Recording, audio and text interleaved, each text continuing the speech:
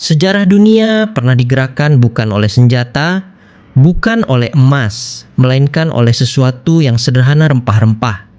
Butiran kecil yang harum ini mampu mengubah arah pelayaran, mengguncang takhta kerajaan, bahkan menyalakan api peperangan. Rempah adalah rahasia yang lama disimpan, dan di balik rahasia itu berdirilah Nusantara, kepulauan yang menjadi jantung jalur rempah. Sejak ribuan tahun sebelum Masehi, manusia sudah mengenal betapa berharganya rempah. Di Mesir kuno, catatan arkeologis menunjukkan kayu manis digunakan untuk membalsam mumi para firaun. Rempah-rempah itu tidak tumbuh di Mesir. Mereka didatangkan dari India, bahkan dari Asia Tenggara, melalui jalur perdagangan panjang. Sejarawan Paul Whitley dalam karyanya The Golden Chersonese menegaskan bahwa rempah dari kawasan Nusantara sudah masuk jaringan niaga dunia sejak milenium pertama sebelum Masehi. Di India, lada adalah simbol kemewahan. Catatan kuno menyebut bahwa satu karung lada bisa ditukar dengan seekor sapi.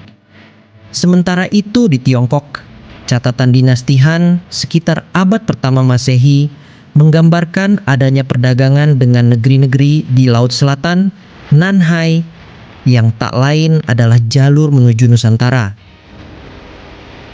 Bangsa Romawi pun tak luput dari pesona rempah. Pliny the Elder, sejarawan Romawi abad pertama, pernah mengeluh bahwa kekayaan Romawi terkuras hanya untuk membeli rempah dari timur.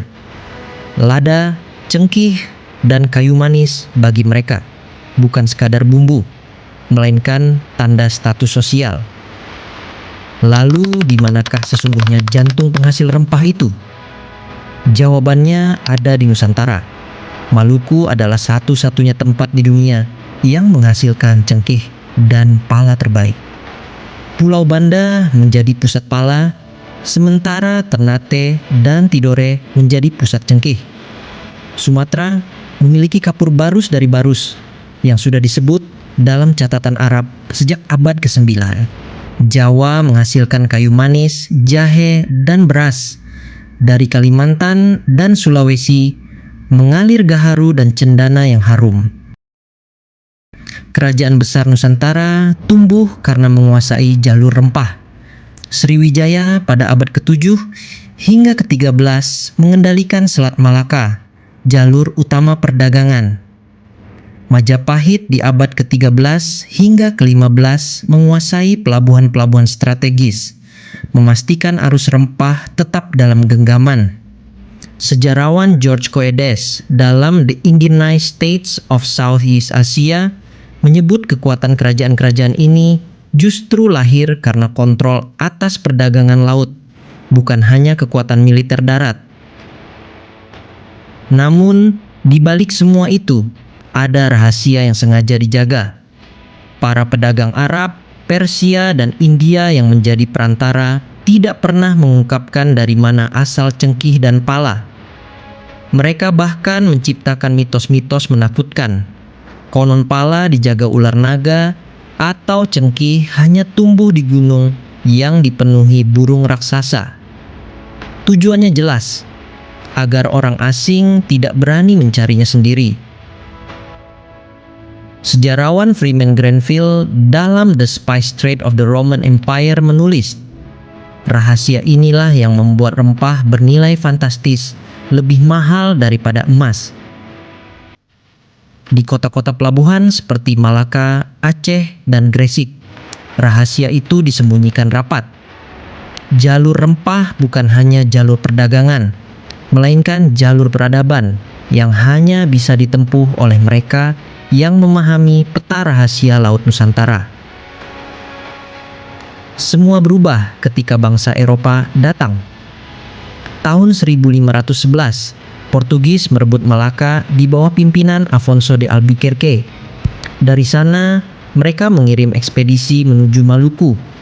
Tahun 1512, Portugis tiba di Ternate dan Tidore. Inilah momen ketika rahasia jalur rempah Nusantara mulai terbongkar. Spanyol tak mau kalah. Tahun 1521, ekspedisi Magellan yang dipimpin Juan Sebastian Elcano setelah kematian Magellan berhasil sampai di Tidore. Persaingan antara Portugis dan Spanyol begitu sengit hingga akhirnya mereka menandatangani Perjanjian Zaragoza tahun 1529, membagi dunia timur dan barat dalam peta kolonialisme. Lalu datang Belanda. Tahun 1602, VOC didirikan. Dengan strategi licik dan brutal, Belanda berusaha memonopoli perdagangan rempah. Tragedi paling berdarah terjadi tahun 1621 ketika Gubernur Jenderal Jan Pieter Zoon Koen memimpin pembantaian di Pulau Banda demi menguasai Pala. Ribuan penduduk tewas atau diperbudak hanya karena Eropa ingin menguasai butir kecil rempah yang harum itu. Inggris juga sempat masuk dalam persaingan. Mereka menguasai Pulau Run di Banda, tapi kemudian pada 1667 lewat Perjanjian Breda, Inggris menukar Pulau Run dengan Manhattan, pulau kecil di Amerika yang kini menjadi pusat kota New York. Sejarawan Giles Milton dalam Nathaniel's Nutmeg menyebut keputusan itu sebagai pertukaran paling ironis dalam sejarah kolonialisme. Terbukanya rahasia jalur rempah membawa dampak besar. Nusantara tidak lagi menjadi misteri, melainkan menjadi target perebutan kolonialisme. Selama lebih dari 3 abad, bangsa Eropa silih berganti menjadikan Nusantara sebagai ladang eksploitasi. Namun di sisi lain, jalur rempah juga melahirkan pertemuan budaya yang luar biasa. Islam masuk ke Nusantara bukan dengan pedang, melainkan melalui jaringan perdagangan rempah. Dari Gujarat, Arab, dan Persia, para pedagang sekaligus ulama membawa agama, budaya, dan ilmu pengetahuan. Pelabuhan seperti Malaka dan Aceh menjadi pusat kosmopolitan, tempat orang Melayu, Jawa, Arab, India, Cina, dan Eropa bertemu. Jalur rempah pun menjadi jalan globalisasi pertama. Ia menghubungkan pasar Asia, Afrika, dan Eropa. Ia memindahkan ide, bahasa, dan budaya. Bahkan dalam bahasa sehari-hari kita, jejak itu masih terasa.